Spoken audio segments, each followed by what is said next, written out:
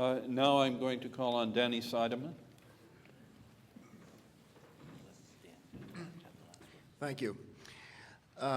This is truly a Canadian endeavor, because were it anybody else except for the Canadians, I would have been thrown out of this project long ago. From the outset, I expressed reservations about some of the basic premises of special regime, and even listening today, when I hear these premises illuminated, I'm not entirely comfortable with them. In spite of that, I was engaged in this project. My concerns and the issues that I raised were often incorporated, sometimes addressed, always listened to, and what I see as a result is a result that holds water with great integrity. Now, my contribution to this discourse is not to be the cheerleader of a very worthy enterprise, but to express the doubts that still remain with me in a way that does not undermine the value of what's taken place. So I'll give you a number of bullet points. 1, avoid incrementalism, deferring at all costs. I do not believe that a special regime can kick the can down the road once again. Israelis will not divest, we will not divest ourselves of assets, and the old city is an asset par excellence, without finality, without closure, without end of claims. Palestinians correctly are suspicious of incrementalism as a ploy of continued Israeli hegemony. Israelis and Palestinians are never so correct as when they suspect the intentions of the other side. In this case, they're dead on. That means this special regime must take place in the context of an end of claims, number 1. Number 2, the Israeli-Palestinian conflict is a possessive conflict. And nowhere is it more possessive than in Jerusalem, nowhere in Jerusalem more than the Old City, and no more than in the Old City than the holy sites. Jerusalem is a dragon that cannot be slain. It can only be housebroken. That means you have to satisfy the possessive urges of the parties and not neuter them by transferring them to a special regime that somehow will sanitize or neutralize it. This visceral conflict can only be tamed. It cannot be eviscerated. 3, Israelis and Palestinians are heading for a divorce. This is going to be the least romantic peace in history. Israelis would love to drive the Palestinians into the desert. The Palestinians would love to drive us into the sea. Neither of those options are immediately available. Let's try peace as a default option. All of this leads cumulatively to the following conclusion, that the driving engine of Israel-Palestinian peace is going to be territorial sovereignty as a mechanism in which each side gets rid of one another. That's what we want. The special regime cuts against the grain of territorial sovereignty.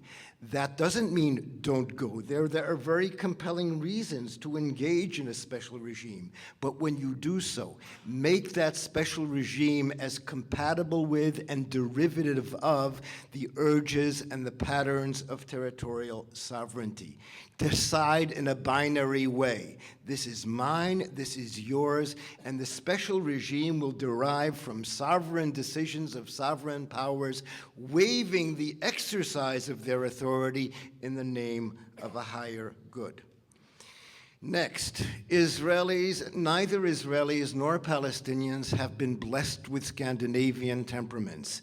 A peace agreement will not radically transform their national characters. In building a special regime, do so in a way that makes cooperation minimal.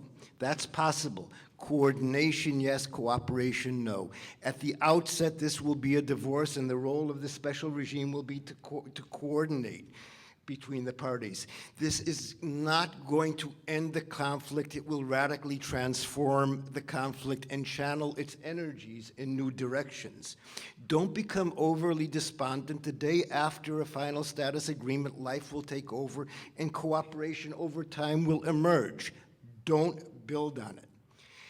Make life in the Muslim quarter of the Old City, in spite of a special regime, as similar to Sheikh Jarrah in East Jerusalem as possible, and make life in the Jewish quarter of the Old City as similar to Yamin Moshe.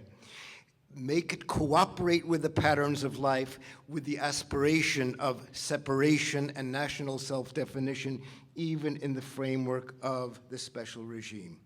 And finally, the authorities of the special regime. The Crusader kingdom is not a cultural icon either in Israel or in Palestine.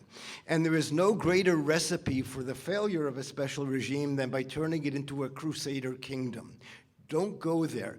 Do not embroil some unfortunate Swede, Chris Patton or Tony Blair, whoever it might be, by embroiling them in family squabbles in the Muslim quarter or who has access to the yeshiva in the Hurva synagogue.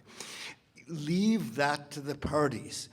The authorities of the special regime should be very limited in scope in those areas in which I deem to be crimes against Jerusalem or the ability of the direct parties to inflict pain on one another, even in the framework of a final status agreement. Authorities guaranteeing the integrity of religious sites, access to religious sites, security, transnational crimes, crimes against the skyline. A limited list in number, but when you give them authority or give the individual authority, number one, give it to somebody who can pick up a phone to the president or secretary of state. This is not a technical job, but somebody who has draconian, even totalitarian authorities. Limited in scope, but very industrial strength in terms of implementation. At the end of the day, the Geneva Accord was mentioned here as well. This initiative is by no means a holy grail. All of us would love a holy grail, the magic bullet that would solve everything. It is a very important and compelling contribution. I believe that it is not accidental that two of the major architects of Geneva are here, 30 seconds, on the podium. The Geneva Initiative and the Canadian Special Regime are the benchmarks. They set the standards. Those are the goalposts.